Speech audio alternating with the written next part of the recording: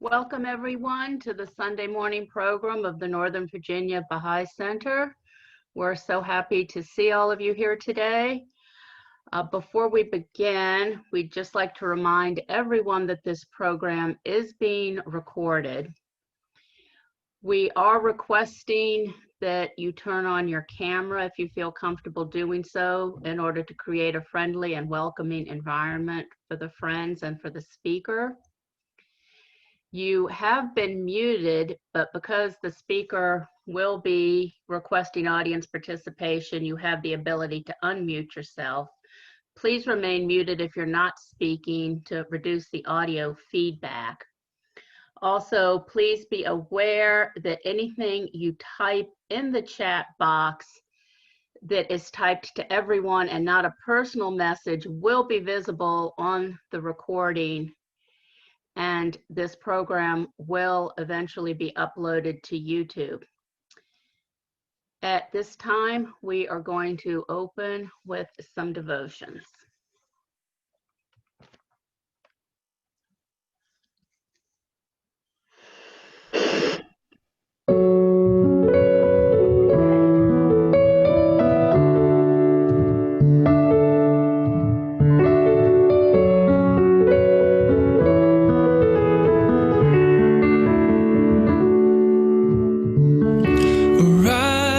And rest assured that you will be with me.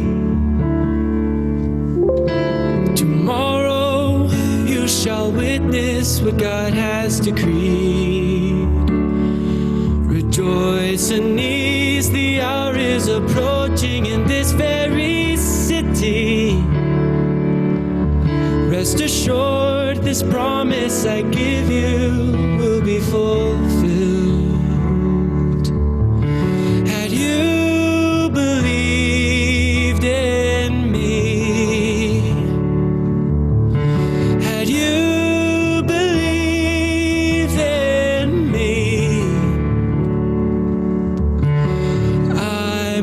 Myself will follow you and will join you in the realm of eternity. Arise in His name. Arise in His name. The bearers of the name of God in this day.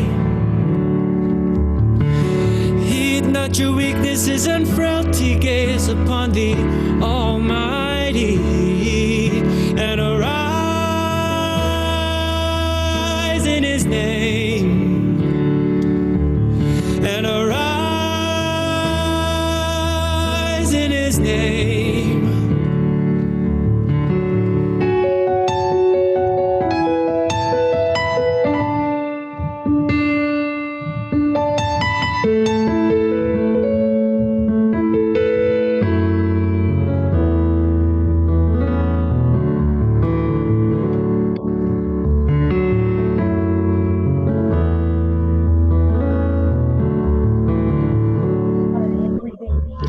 Arise and rest assured that you will be with me. Tomorrow you shall witness what God has decreed. Rejoice and ease, the hour is approaching in this very city. Rest assured, this promise I give you will be fulfilled. Had you believed in me, had you believed in me, I myself will follow you and will join you in the realm of eternity. Arise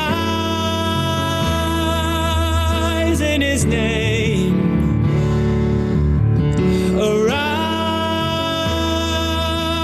Arise in his name. Arise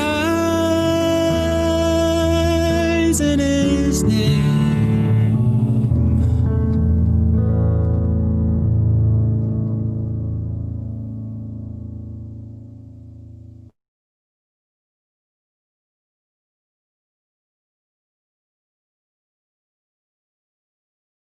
Be as a lamp, shining forth, shining forth.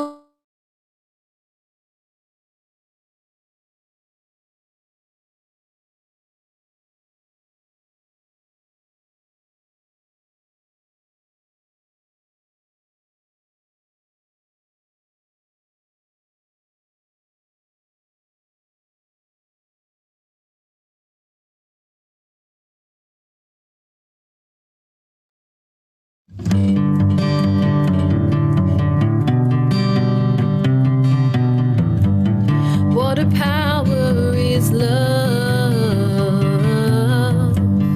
It's the most wonderful,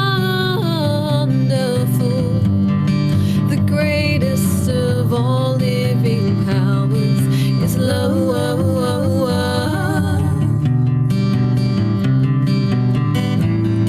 Love gives life to the lifeless.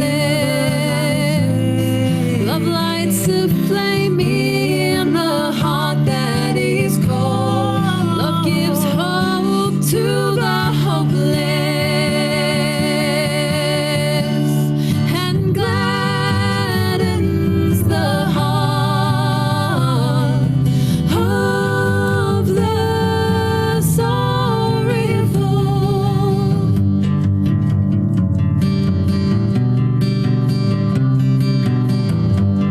In the world of existence, there is indeed no greater power than the power of love.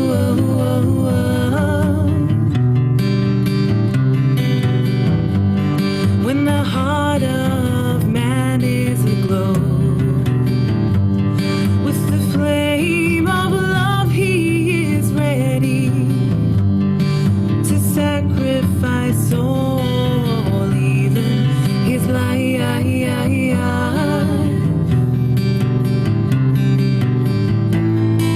Love gives life to the lifeless. Love lights a flame in the heart that is cold. Love gives hope to the hopeless and gladdens the heart of the sorrowful.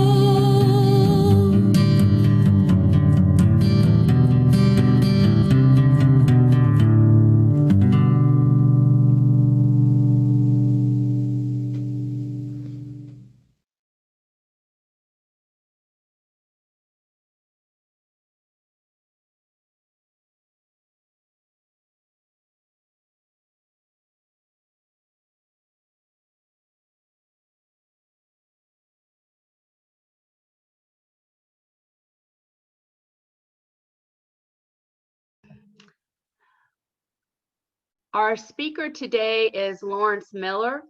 For the past 35 years, Mr. Miller has worked to improve the performance of organizations and the skills of their leaders.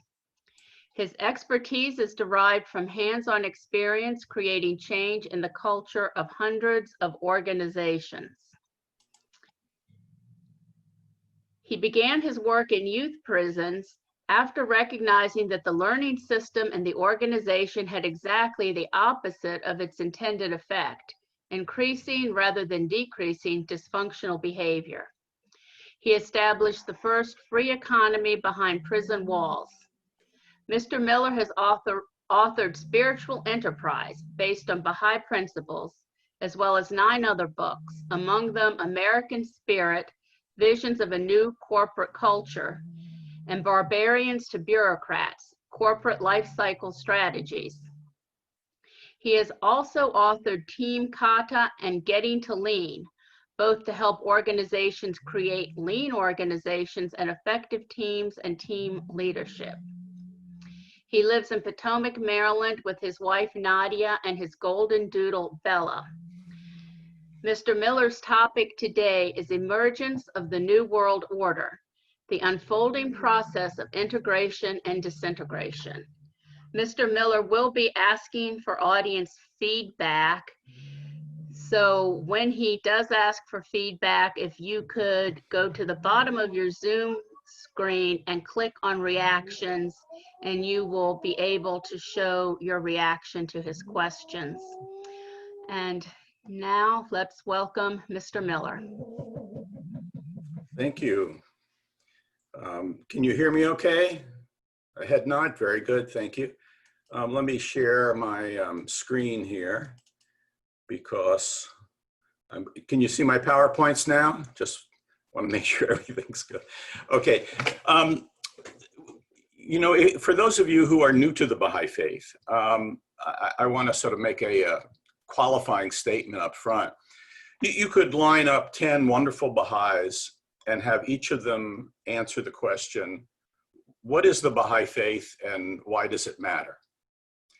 And each of the 10 people would give you an answer that is somewhat different. I doubt they would all give you exactly the same answer. And that's a good thing. It's not a bad thing. There are many ways of looking at the Baha'i Faith. And we come at the Baha'i Faith based on our own personal background. You know, if you're an indigenous person in the Ecuadorial mountains and you encounter the Baha'i Faith, your view of it is quite different than my own or that of someone who was raised in Iran, for example. So, you know, as you think about the Baha'i Faith, you know, listen to descriptions of the Baha'i Faith from different people and different perspectives.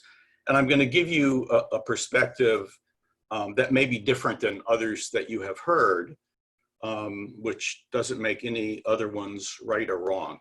Now, just a personal background that is background to what I'm going to present. I learned about the Baha'i Faith in 1968 when I was in college in Iowa. And it just so happened that I was taking the 2 history courses you had to take, Western Civ 101 and 102. And there was a fabulous professor, Dr. Richard Barton, who taught these courses. And he was a student of Arnold Toynbee. And Arnold Toynbee studied history from the perspective of cycles of civilization, as did Edward Gibbons and Oswald Spengler. He wasn't the first to do it, but he did a very exhaustive study of 23 civilizations, and he looked for the patterns in the emergence and decline of those 23 civilizations. And his work, A Study of History, which is a 12-volume set, and here I have one of the very well-worn and marked up book 7B. And book 7B is titled Universal Churches. That's what it says there, Universal Churches, which is significant because Arnold Toynbee, as he studied the rise and fall of civilization, saw the role of religion as central to that pattern of emergence and decline, or what he also called integration and disintegration of civilization. And it just so happened that I was taking these courses and I had just acquired this set, this 12-volume set that I had in my college dormitory. And I was reading it. At the time, I encountered a young woman who was an attractive young woman. And I asked her out. I asked her out to dinner, and we went out to dinner, and I liked her. And after the next day, I sent her flowers. And she sent me this is the exact copy of World Order of Baha'u'llah. So you can decide who got the better of that deal.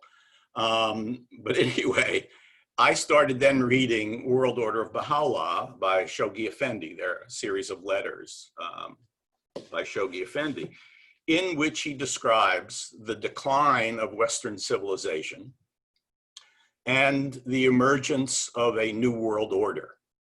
And as I read these two things, I was amazed. It was like proof, you know, one was proof of the other, that they were basically saying the same thing, that civilizations emerge and civilizations decline. And we are now in a period of decline, which doesn't mean there won't be another one that will emerge, as there have been 23 civilizations that have emerged in the past. And we all, you know, depending upon our perspective and maybe even the news of the day, we may sort of be optimistic or pessimistic. We may see the world falling apart, declining, disintegrating, or we may see a new world emerging, you know, and sort of have a positive view of what's going on in the world. And let me just ask you this. I don't know how this will work or whether it will work at all, but let me just try it. If you just looked over the last 5 years, because time frames matter, don't they? And it's a binary choice. You have to decide, is the world getting better or is it getting worse? Is civilization advancing or is civilization declining? Does that make sense? So everybody who thinks that just in the perspective of the last 5 years, we're heading toward barbarism, that means we're declining. Raise your hand. Raise your hand if you think we're in decline over the last 5 years. Things are going to hell.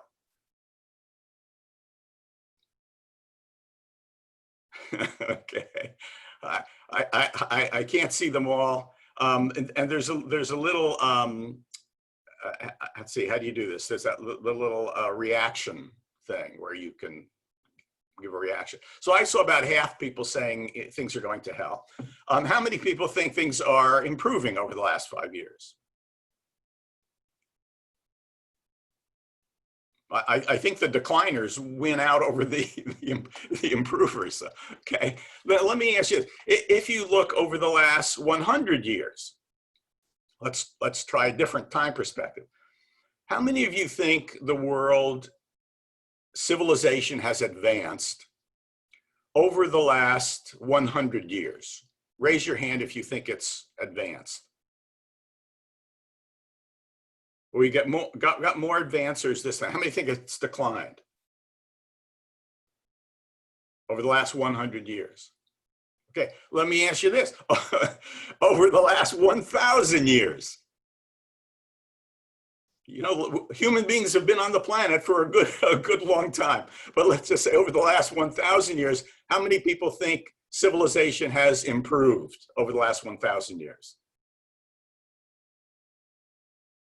How many think it's declined? Okay, well, this is interesting.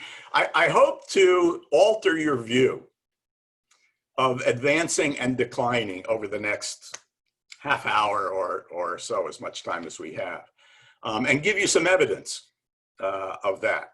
And the Baha'i faith has a very distinctive view of this.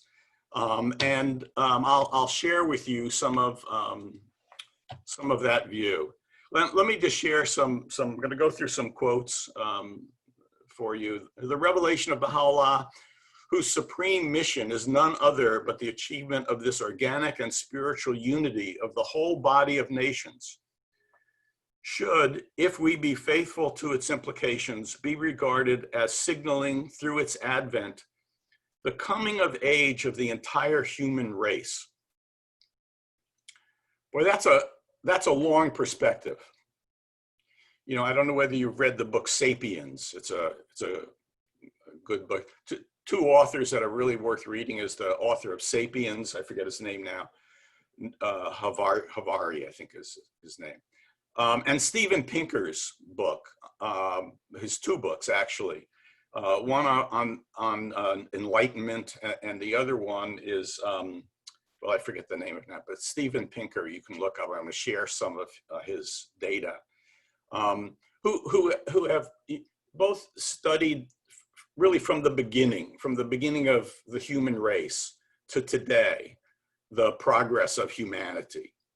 And I think from a Baha'i perspective, it's really worth reading secular authors in terms of the science, if you will, that looks at the advance or decline, if you will, of the human race. Abdu'l-Baha talked about stages of maturity. Elucidating this fundamental verity, he has written, all created things have their degree or stage of maturity. The period of maturity in the life of a tree is the time of its fruit bearing. The animal attains a stage of full growth and completeness. And in the human kingdom, man reaches his maturity when the light of his intelligence attains its greatest power and development. Similarly, there are periods and stages in the collective life of humanity, civilization. At one time, it was passing through its stage of childhood, at another, its period of youth. But now, it has entered its long predicted phase of maturity, the evidence of which are everywhere apparent. That which was applicable to human needs during the early history of the race can neither meet nor satisfy the demands of this day. This period of newness and consummation, humanity has emerged from its former state of limitation and preliminary training. Man must now become imbued with new virtues and powers, new moral standards, new capacities. New bounties, perfect bestowals are awaiting and already descending upon him. The gifts and blessings of the period of youth, although timely and sufficient during adolescence of mankind, are now incapable of meeting the requirements of its maturity. So Abdu'l-Baha, I think in that statement, is optimistic. He's saying we're now entering maturity versus childhood, right? And adolescence. And I think as we look at our civilization, we should be looking for those signs of maturity. What are those signs of maturity? I've always been fascinated by this phrase, ever advancing civilization. And this is a phrase from Baha'u'llah. All men have been created to carry forward an ever advancing civilization. That's our mission. I mean, in Gleanings, this is one of the first pages of Gleanings. Baha'u'llah is describing our purpose on this planet. And our purpose as Baha'is, if you're not a Baha'i, you can decide whatever purpose you want to have, I guess. But as Baha'is, our very mission on this plane of existence is to carry forward an ever advancing civilization. The followers of Baha'u'llah throughout the world of every gender, race, and ethnicity are working alongside their friends and colleagues. That means those who may not be Baha'is, to build a society rooted in justice and characterized by unity. Unity and justice, those are two characteristics of Baha'i civilization. They labor confidently to further the progress of an ever-advancing civilization. Baha'is consider it a priceless bounty to participate in this momentous enterprise and recognize that its success depends in no small measure on the acquisition of high moral standards. And there's this duality of inner and outer spheres of life. And religions in the past, people have seen in the Christian era, for example, that religion was about the inner life. It was about personal salvation. And that was true. With Muhammad and now with Baha'u'llah, the view is advanced to seeing the role of religion as not just transforming the inner life of the individual, but also transforming the life of society, the civilization as a whole. And Baha'u'llah is very, very clear about this. Now, one way of understanding the progress of civilization is to understand advancement, understand integration and disintegration.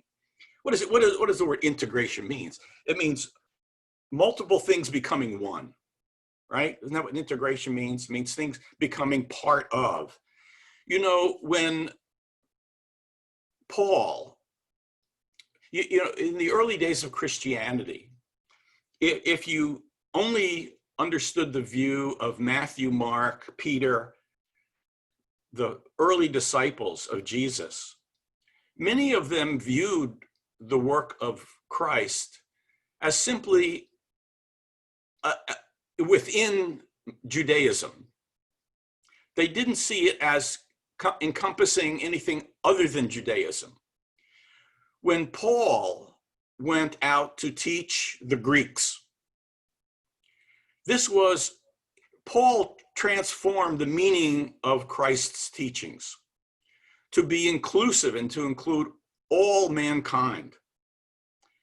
There would be no Christianity as we know it now if it were not for Paul going out to teach the non-Jews, right? It would have remained just another sort of a prophet of Judaism. But Paul advanced it. He integrated other peoples into the Christian view, and Christianity spread precisely because of that integrating process. All civilizations, the Roman civilization, Greek civilization, Persian civilization, Aztecs and Incas, they have all advanced not by staying within their tribe, but by expanding and including other tribes within their civilization. That's how things expand.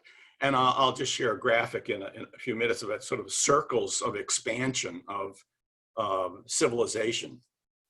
But there is this process of integration and in decline, and Arnold Toynbee talks at great length about this with great evidence, how civilizations, when they get to the top of the life cycle, there's a sort of a curve of civilization. When they get to the top, they achieve a condition of ease, a comfort level. They lack challenge, and they begin to solidify. They begin to lose their energy. They begin to lose their creativity. And with that, they begin the process of disintegration rather than integration. And that's the decline of civilization. Let's see, where is this quote from? It's from The Guardian, I believe. As we view the world around us, we are compelled to observe the manifold evidences that the universal fermentation, which in every continent of the globe and in every department of human life, be it religious, social, economic, or political, is purging and reshaping humanity in anticipation of the day when the wholeness of the human race will have been recognized and its unity. Unity means integration, right? I mean, if you're going to unify, you put your arms around, you bring in, you unify. We recognize and its unity established. The twofold process, however, at the same time can be distinguished, each tending in its own way and with an accelerating momentum to bring to a climax the forces that are transforming the face of this planet. The first is, this is sort of a continuation of that same quote. The first is essentially an integrating process, while the second is fundamentally disruptive or disintegrating. The former, as it steadily evolves, unfolds a system which may well serve as a pattern for that world polity towards which a strangely disordered world is continually advancing. That's the integrating process. And the Baha'i system being that pattern, the pattern of Universal House of Justice and National Spiritual Assemblies and local assemblies are that pattern. While the latter, as its disintegrating influence deepens, tends to tear down with increasing violence the antiquated barriers that seek to block humanity's progress towards its destined goal. Every day on the news, whether you're viewing your perspective is, the last week or month or year or 5 years or 10 years, you can see at the same time, if you understand what's going on in the Baha'i community and you understand what's going on in the world, you can see the processes of disintegration and integration happening at the same time. The constructive process stands associated with the nascent faith of Baha'u'llah, and it's the harbinger of the new world order.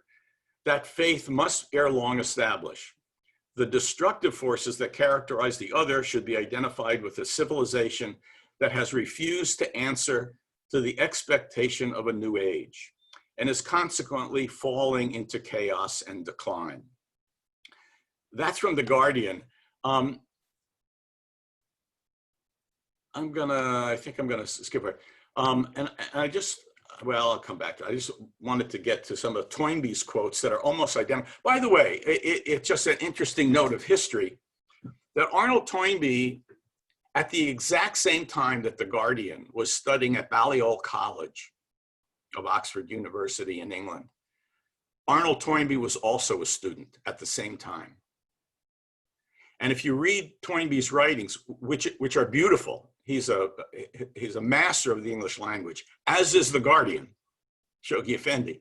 Their writing has very similar rhythm and pattern and structure.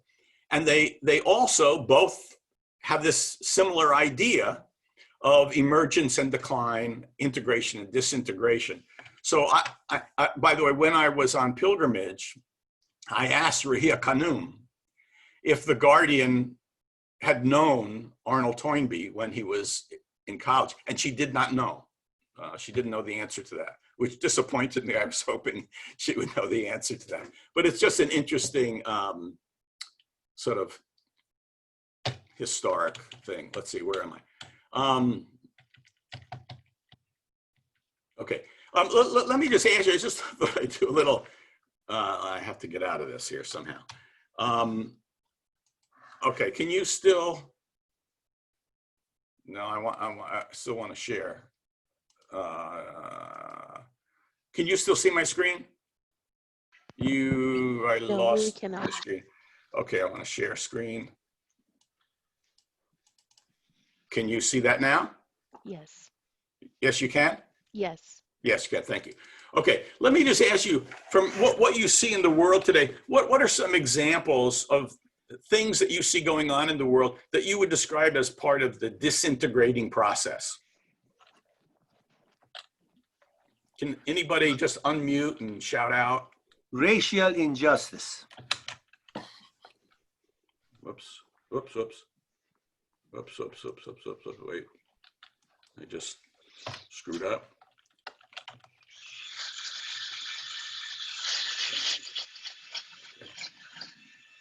Racial injustice.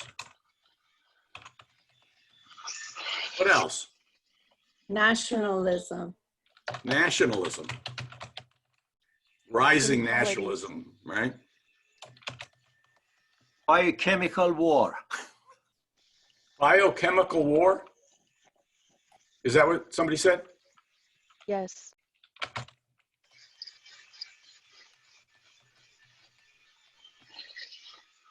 What else? Income inequalities. Economic inequality? Yes.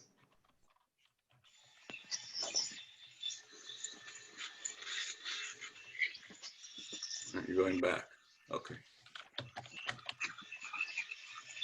What else? Environmental disintegration. Environmental decline. I just said. Sex discrimination. I'm sorry, I can't hear you. Sex discrimination. I'm sorry, I couldn't hear that. Try again. Sex discrimination. Could you type it in the chat? We cannot hear you. Yeah, I can't hear you. Somebody else, just shout out something. Gender inequalities.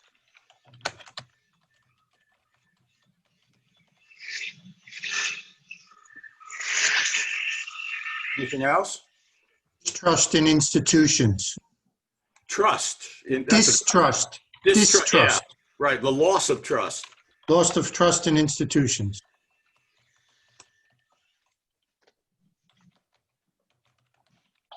Good one. There are 2 comments in chat, Mr. Miller: police brutality and sex discrimination.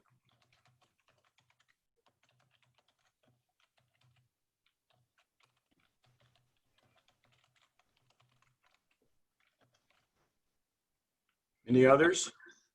The decline of religion. The loss of faith.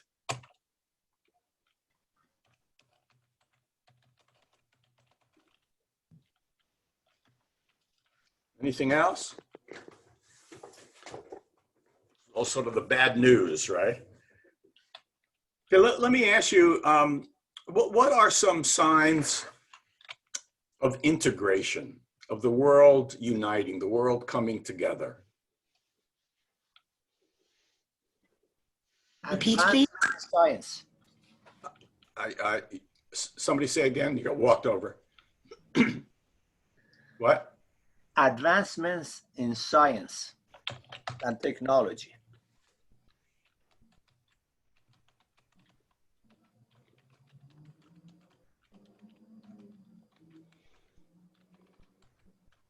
Response to the pandemic. And just before, in that, can I also say it's shared, right? Isn't that right? That it's when we have advances in science, generally speaking, maybe not always, but it's sort of shared around the world. You know, scientists cooperate. Just give me a buzz when you want to come. Okay, what was it? Another one somebody said? The internet. Right, the internet. Or the biggest thing of all that's united. What? Response to the pandemic. Okay, right.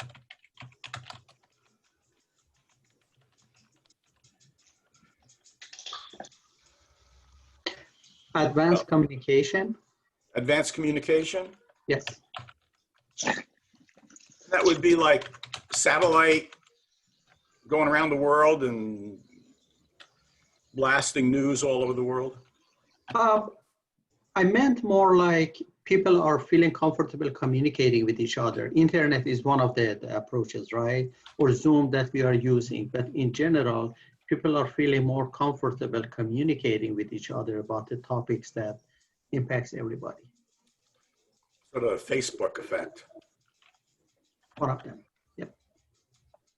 Okay. Well, Ability to know about other people and other cultures. Knowledge of other, not just spreading knowledge of other cultures, right? Cultures aren't isolated as they once were. What else? The establishment of international organizations. Very good. Fostering some standards of governance.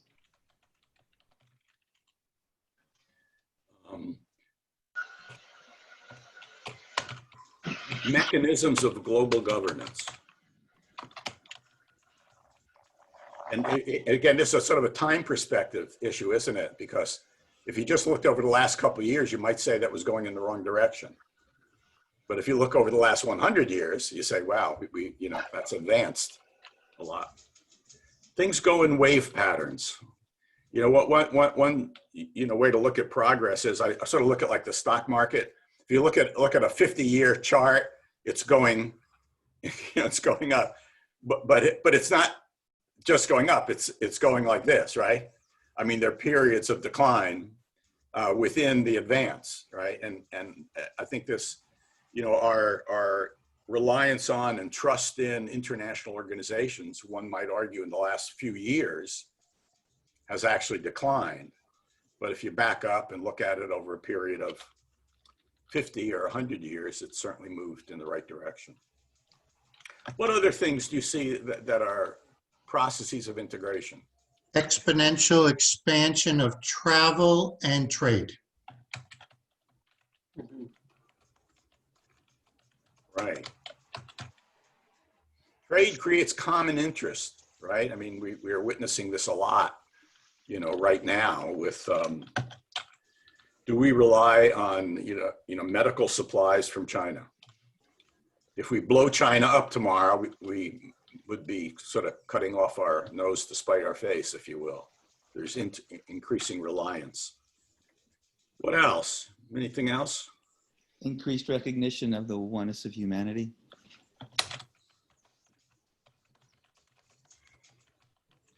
And do you see that? Of course, that's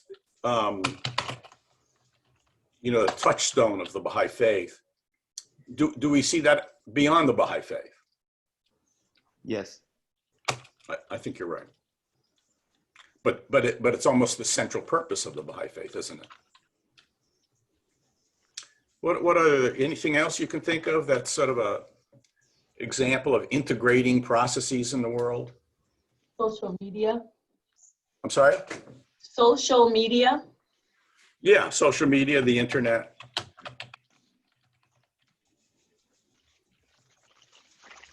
The expansion of universal education everywhere.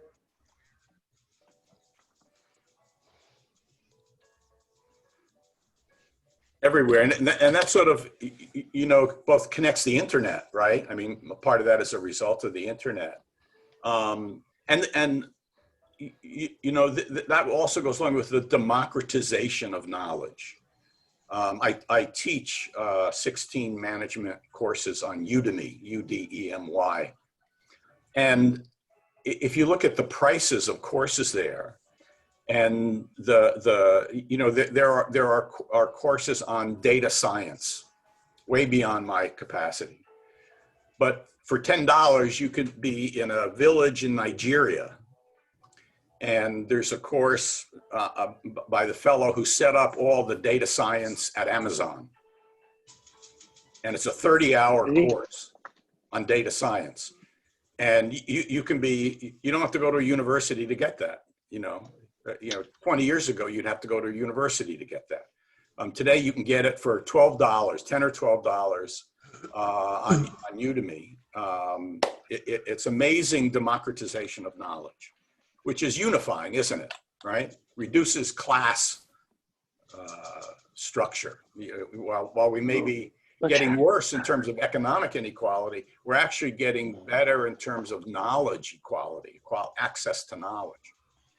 Did somebody want to add something else on either side? I hate that stuff. Mix. Decline of journalism. Decline of journalism. That's kind of a loss of faith in reliable sources of information, right? I mean, people are getting information from wacko sources rather than reliable, legitimate journalism, if you will. The what? Sorry? We have a couple more comments in chat, Mr. Miller. Okay. Under disintegration, we have decline in native religious beliefs. And then oppression. Just the word oppression? Just the word oppression. Okay. And then we have for process of integration, willingness of to consult among nations.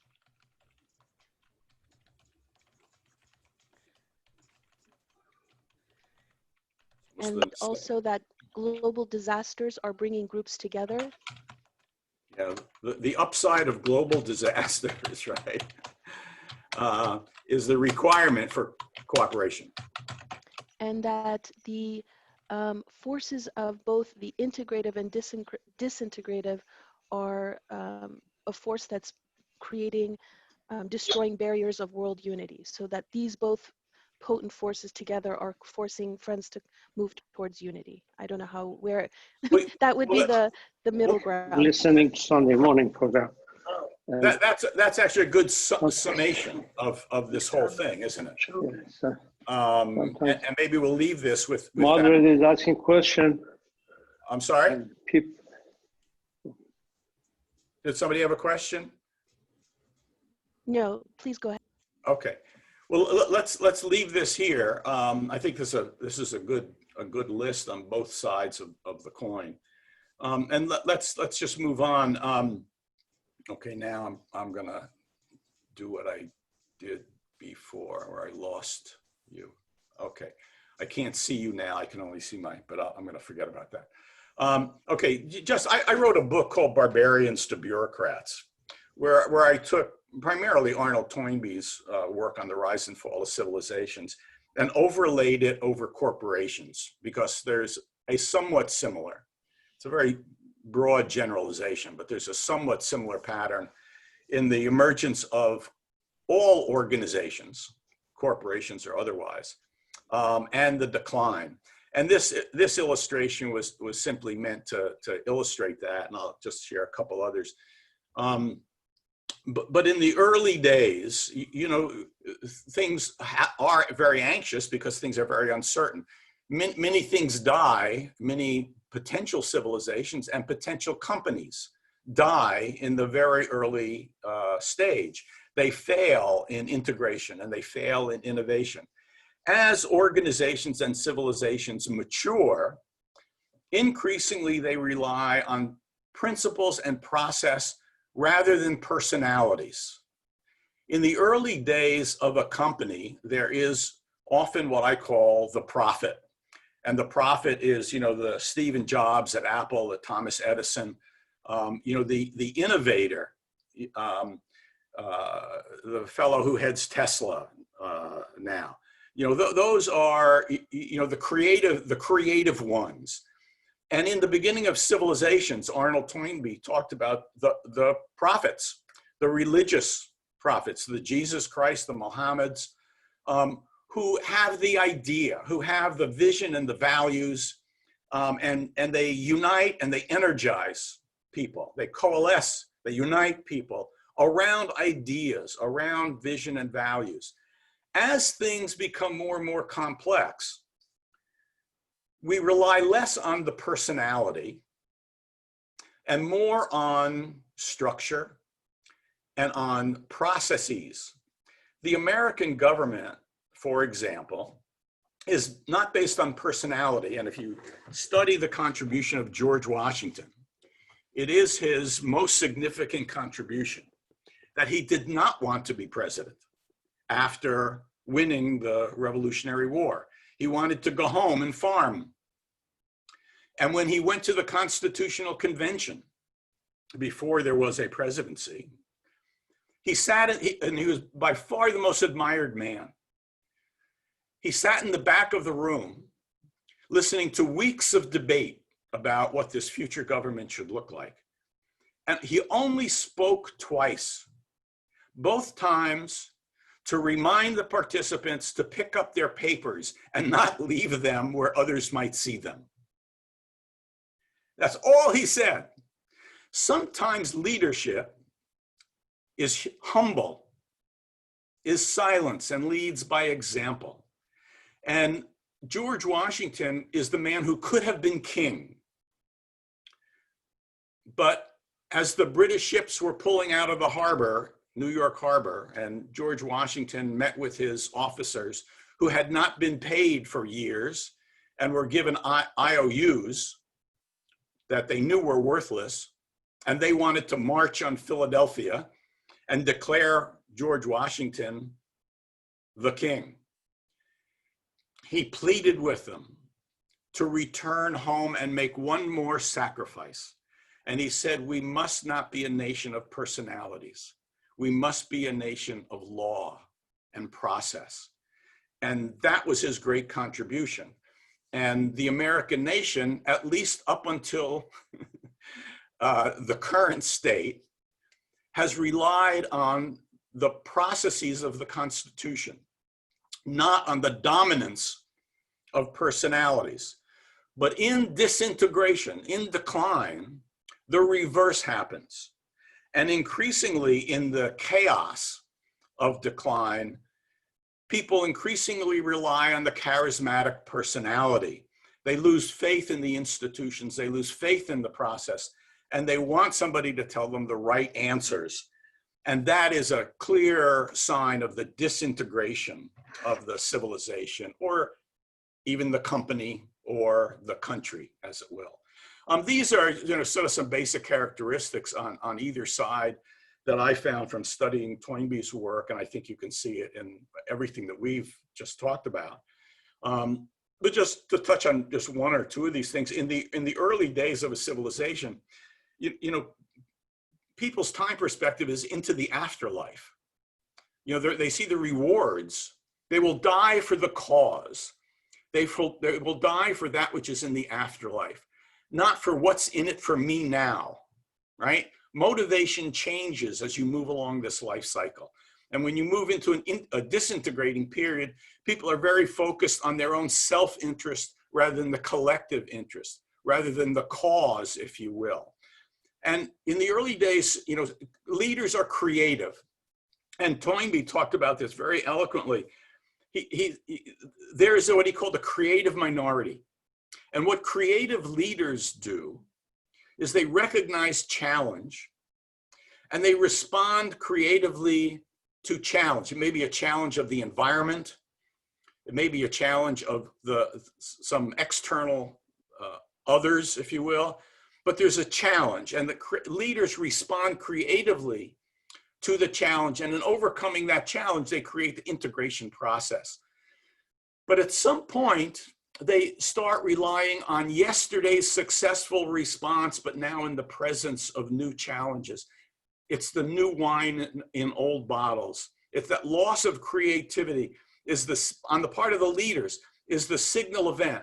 And he said the leaders increasingly pull the same lever, knowing that it doesn't work, but with increasing vigor, they pull the same lever to no effect because they have lost their creativity.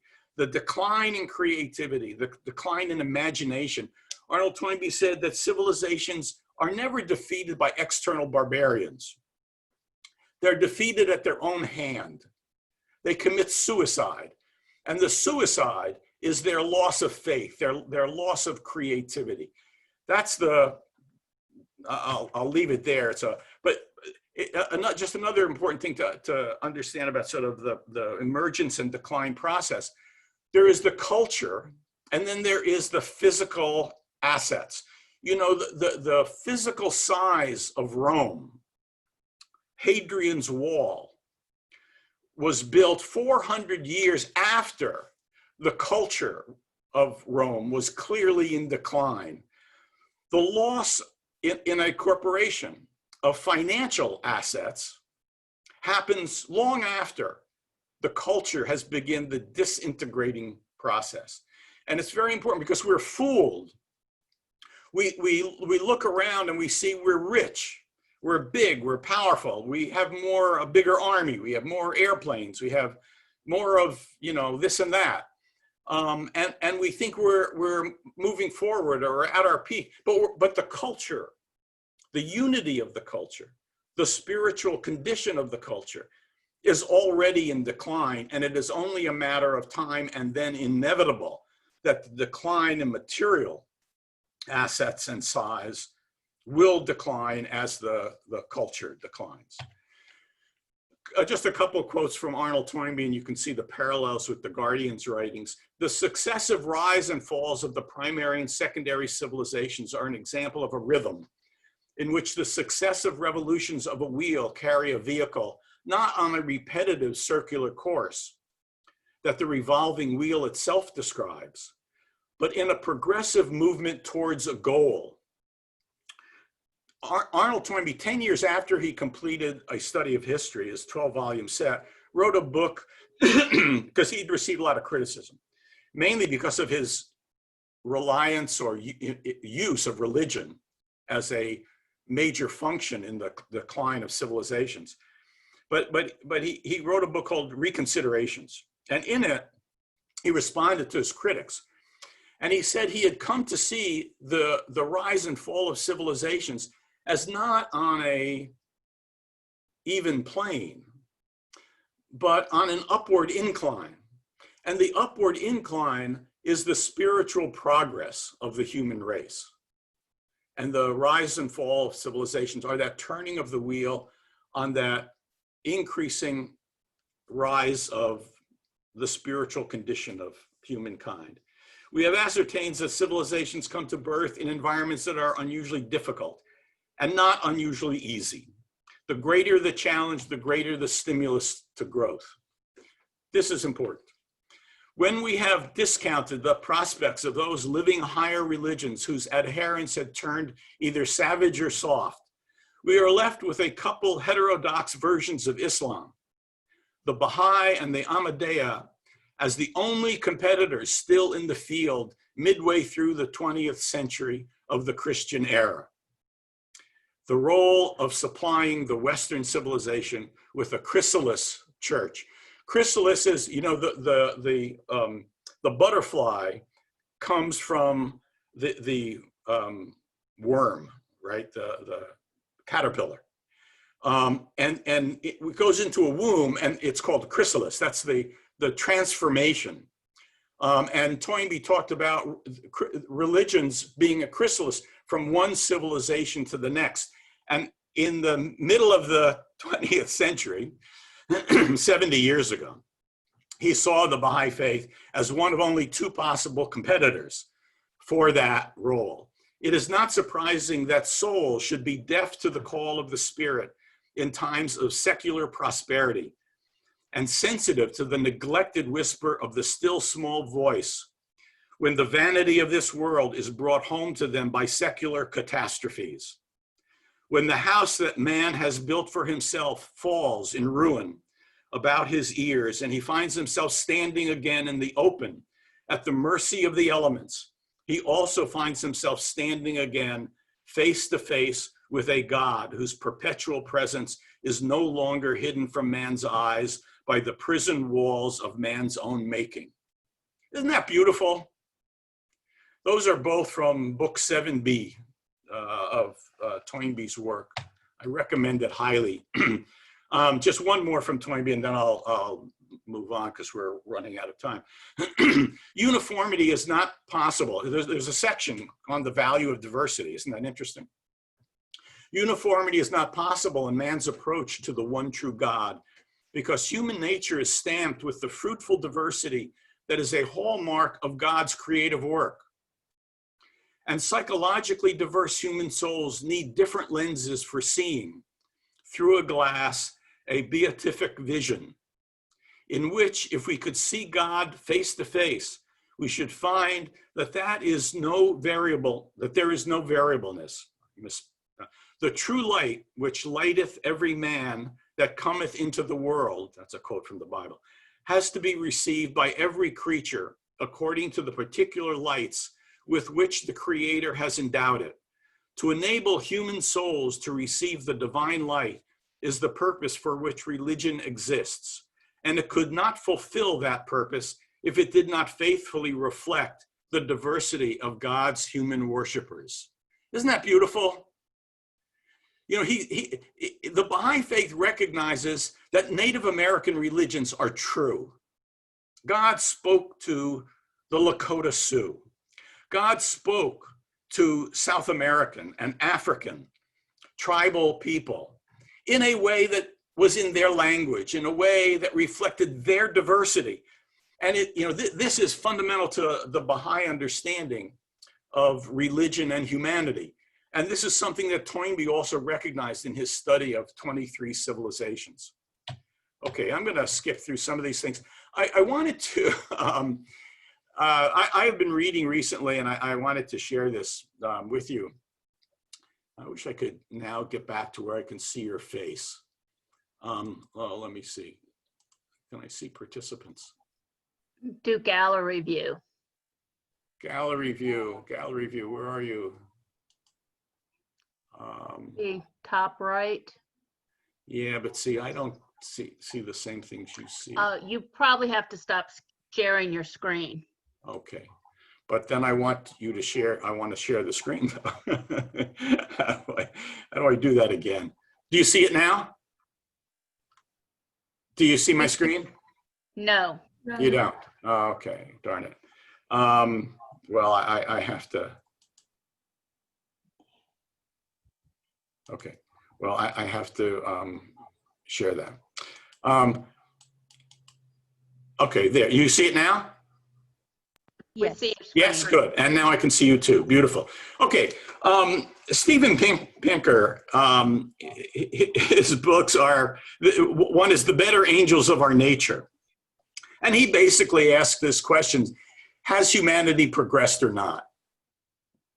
And he presents hundreds of graphs on human history, and of course, we don't have data on everything, but he has done sort of an exhaustive study of data to find evidence of the progress or the decline of humanity. And it's interesting when we consider an ever advancing civilization. Remember that?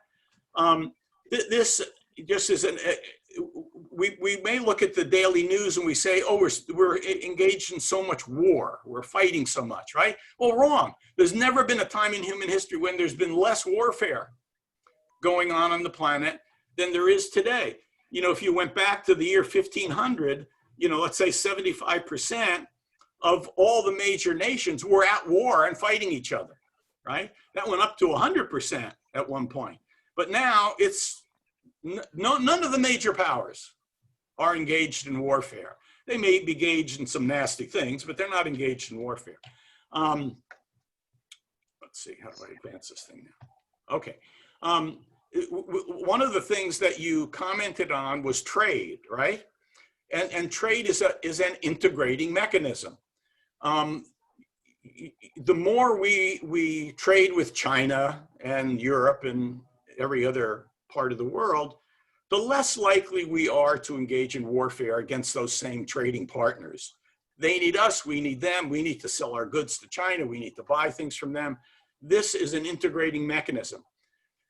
And if he goes back, his data goes back to 1827. Don't ask me if you can read the book to find out exactly where this data comes from. You can see in the 1940s, this decline, obviously because of World War II, right? There was a decline in international trade, but you can see since World War II, that has gone up to 25% of everything that the value of all of GDP, 25% of it roughly today is either imported or exported. And that's a sign of global integration. Homicide, this is, he has some funny thing. Well, I wouldn't call this funny actually, but homicides per 100,000 people per year, he somehow manages to go back to the year 1200 or thereabouts. And it's around 100 per 100,000 people per year, right? And you can see the decline in different countries of homicide. Writings on rights. This is an interesting one. I've just pulled out a few of these because there are literally 100 of them. You know, if you went back, you know, to the 1700s or the 1500s, and you studied printed material, there wasn't a lot of writing about human rights or women's rights or animal rights or gay rights or children's rights, right? I mean, this is a phenomena of the last years, and you can see how the incline of that is a sign of the advancement in our mental thinking and how we think about the world and how we think about our fellow human beings. Oh, this was an example. People think that, you know, the world's never been bloodier than, let's say, it was during World War II. Well, he contradicts that, and he says during the 8th century, the Lushan Revolution, which most people don't know much or anything about, 17% of the world's population was killed. During the Mongol conquest, right, in the 13th century, 11% of the world's population was killed. Massive slaughter of the world. World War II, where 50 million people died, I mean, it was horrific and there was huge slaughter, but it was only 2.2% of the world's population. So, not to say it was a good thing, but if you thought that was bad, you should go back to, you know, the 8th century and see what happened. And he has dozens and dozens. I recommend Steven Pinker's work just to see the ever advancing civilization that the Guardian spoke about. There really is an ever advancing civilization. Humanity is getting better. Another way of seeing this, another of my favorite authors is Robert Wright, who wrote a book called Non-Zero. There's sort of zero-sum thinking, where in zero-sum thinking, I win and you lose, I get it, you don't have any anymore, right? Does that make sense? Zero-sum. The glass, there's a fixed amount in the glass, you pour it into one glass, there's nothing in the other glass. That's zero-sum. Some people in the world today still think from a zero-sum mentality. But the way the world really works is not zero-sum. It's not, if my country, we improve our economy, that that China's economy must decline. No, that's not true at all. Everybody's economy can rise at the same time. There's non-zero thinking, and one just way of thinking about that, and this is discussed by the Guardian in his writings, and if you study Harari's work on 'Sapiens, the book *Sapiens*, he talks about the cognitive revolution. And 70,000 years ago, our minds were only capable of understanding what we could see. We couldn't relate to a corporation. General Motors, try to explain General Motors or the United Nations or even a nation to somebody 70,000 years ago. Their minds could not comprehend such a thing. Their minds could only comprehend the people in their tribe or their family who they could see. They could only relate to them. And they could only relate to the threats and the opportunities that they could see. They couldn't imagine somebody planting crops and tending fields that could be harvested next year. That's why they were hunter-gatherers. The agricultural revolution and the cognitive revolution happened at the same time, where we sort of settled down and we began to trust beyond just our own family. Our family planted corn. Your family made tools. Somebody else's family was engaged in defense of the territory.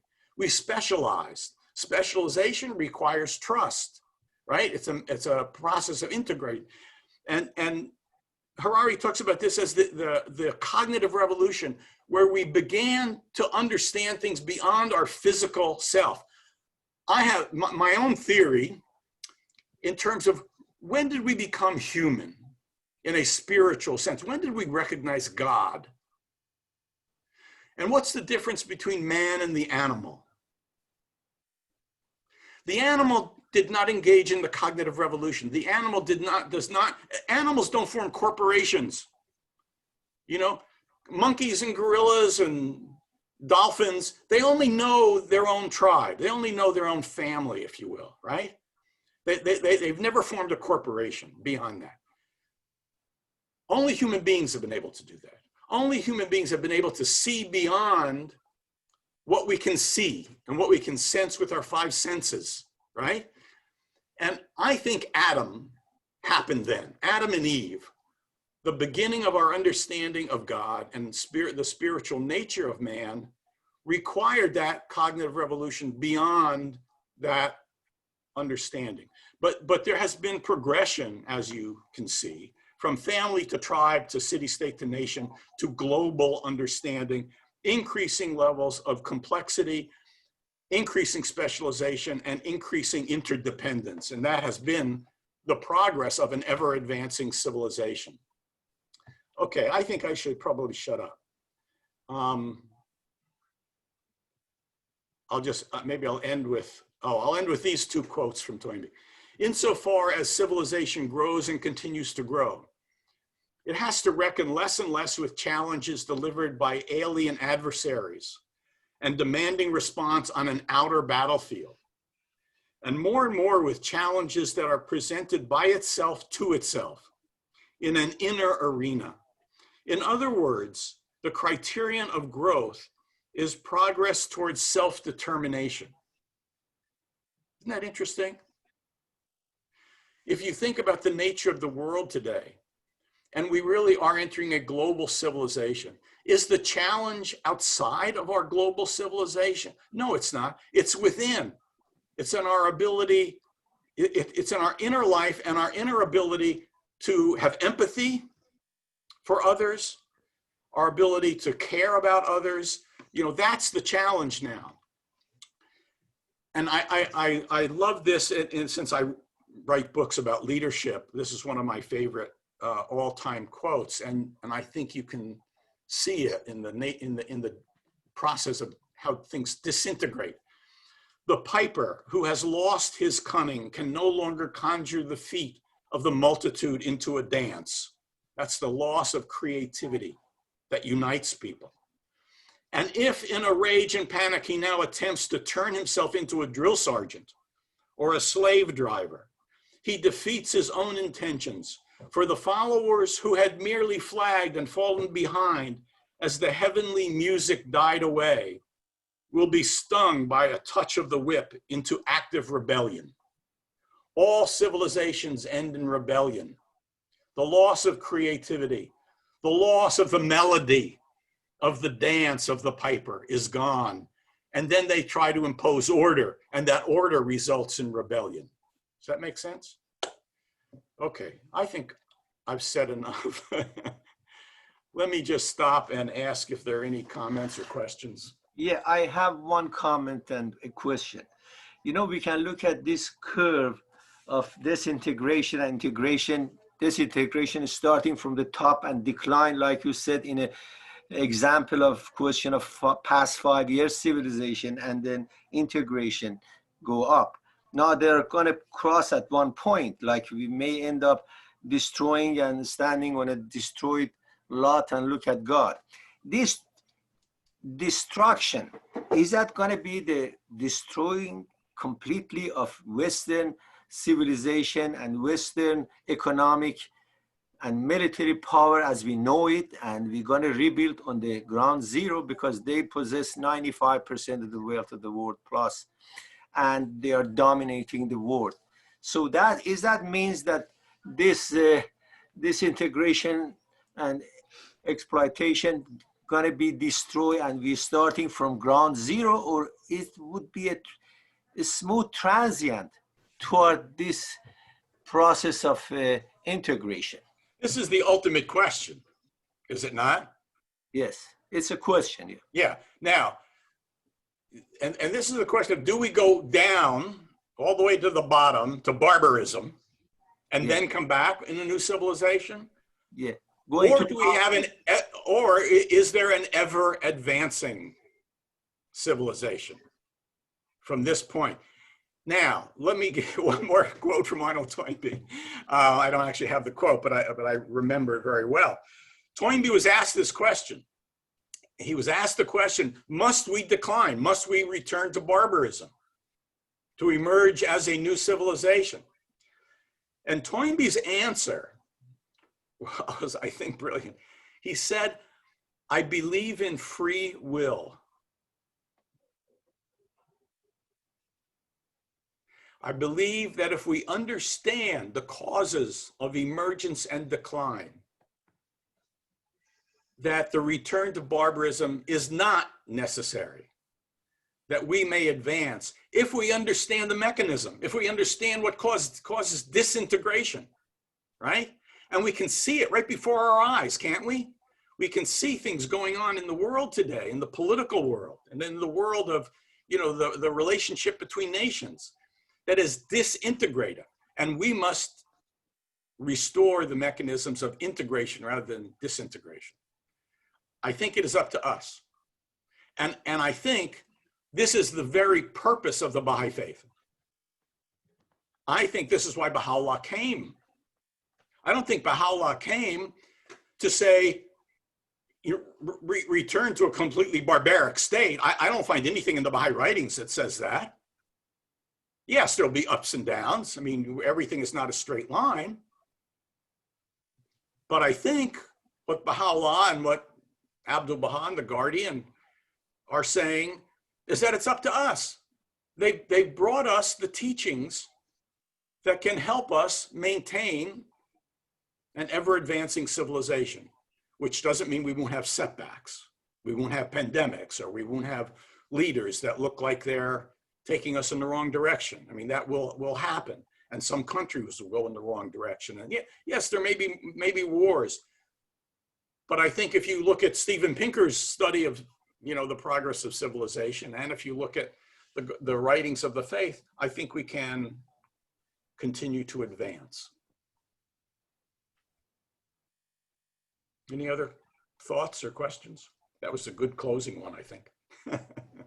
Well, there is a quote by Abdul Baha, which gives some light to the question which was raised. And I mean, will we become barbarians or not? And it says, first, diagnose the disease and identify the malady, then prescribe the remedy. For such is the perfect method of the skillful physician. So I guess if we are able to diagnose the malady, then we may find the remedy. Yeah. I think that means it's up to us, isn't it?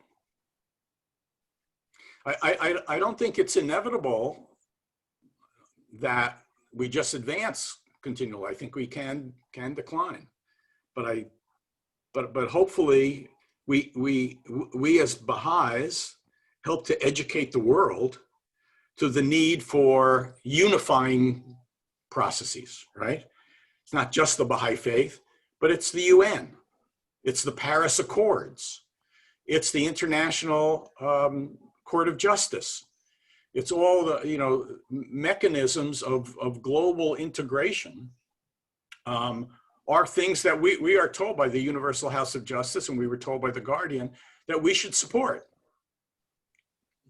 those mechanisms of unity rather than disunity. Any other thoughts?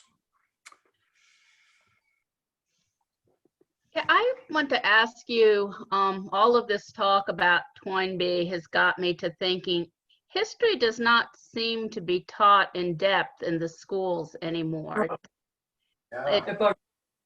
That's all what they have.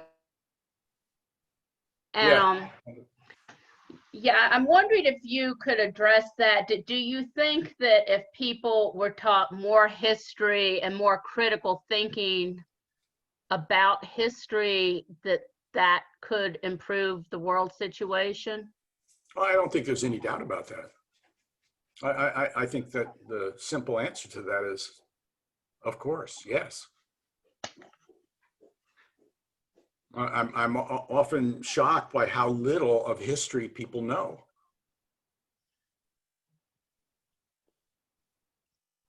And I don't think you can fully understand the Baha'i faith unless you understand some history. I mean, what is progressive revelation? You know, it's history.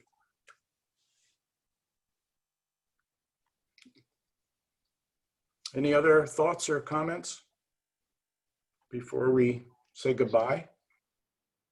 There's some comments in the chat box. I can't see it. Why don't you read it? Yeah, it says, thank you. I appreciate this balanced and logical perspective. And our old world order will be rolled up and a new one rolled out instead soon. And then the comment, a truly inclusive and accurate history has never been taught in schools. So. Yeah. And someone just said, great presentation. Thank you. Thank you. History's complicated, you know. It's not, and you know, if you were born and raised in China, you have a view of history that's different than if you were born and raised in the United States, or if you were born and raised in Egypt or Africa or anywhere else. We are taught a different history, and by definition, history is rumors getting old with some respect and really don't know which side is correct. Yeah. Well, it doesn't have to be different sides, does it? You know? Well, you just mentioned China and the United States, so it is perhaps. Yeah, well, we have different cultural experiences, and you know, the specifics of Chinese history is, of course, different than what you're likely to learn in an American high school. But it's always important. You know, I just close on this, maybe. I was in Vietnam, and when I was in Vietnam, I started reading books on Vietnamese history.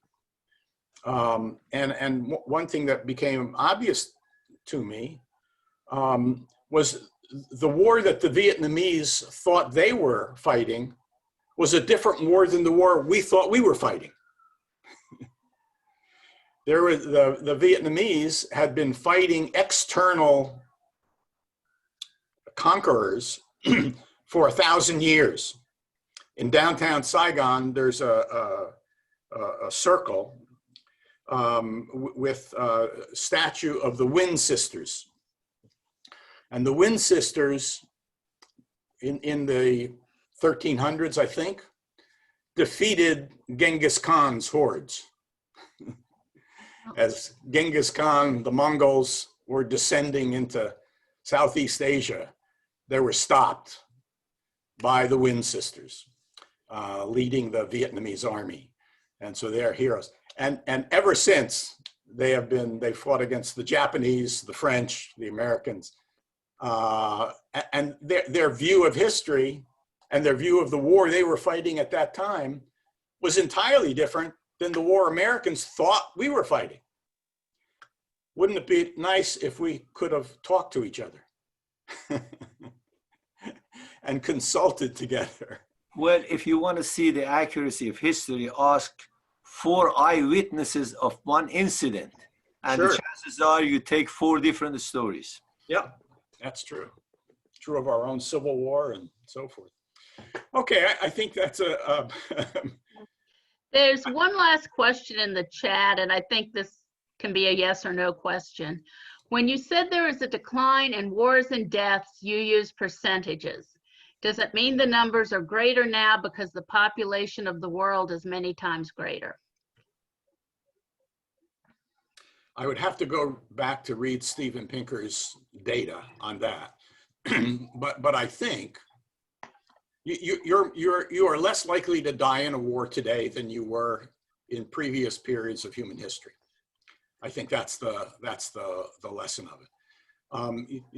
You know, there's just a lot of data. The likelihood that you die before you reach the age of 5 at one point was 30%. You know, just like 100 or 200 years ago, 30% of children, you know, died before they got to the age of 5. You know, that percentage, and not just in the United States, but everywhere in the world, you know, in Africa and Asia and everywhere, it is way, way, way, way down. I mean, and you can find the data on that if you want to find it. But there are just lots of data on the decline of violence in our world today. And we can be thankful for that. But my closing comment, no stop. We have a lot of work to do as Baha'is in fulfilling our job, our mission of advancing the mechanisms of unity. In my view, that is what the Baha'i faith is about. It's about advancing integration, unity of people. And that's what will advance our civilization. That's the purpose of the Baha'i faith, the Baha'i institutions. It's why we teach the cause to other people, because when you learn the teachings of the Baha'i faith, you're learning God is one. Remember the song that all our children sing? God is one, man is one, and all the religions agree. When everyone learns the 3 onenesses, we'll have world unity. And that's the Baha'i faith. Thank you, everybody. Thank you, Mr. Miller, for that very enlightening talk. I'm already looking up Arnold Toynbee's books.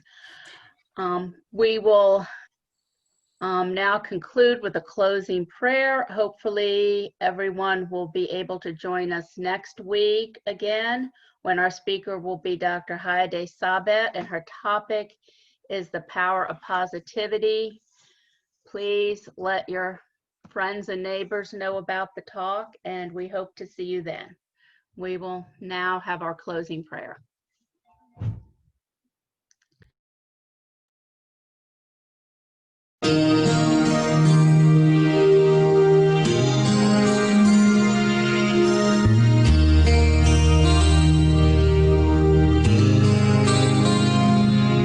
In a bombed out room in Belfast, a young boy is crying.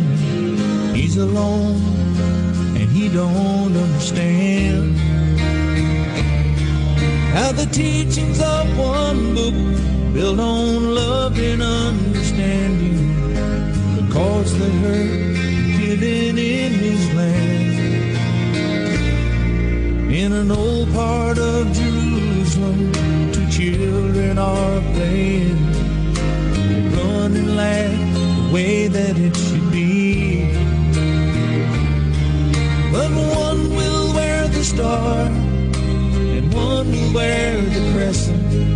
They'll grow up and change from friends to enemies. But we are one. The flowers of one garden were one. The leaves of one tree. Let the walls come down and stand here together. We are one family.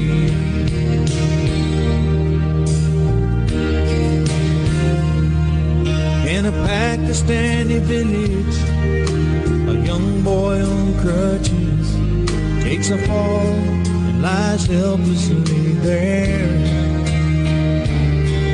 And he holds out his hand, but no one will take him. They won't touch him, the clothes that he wears. On a side street in Selma, a black child is sitting in a squad car, protected from the whites.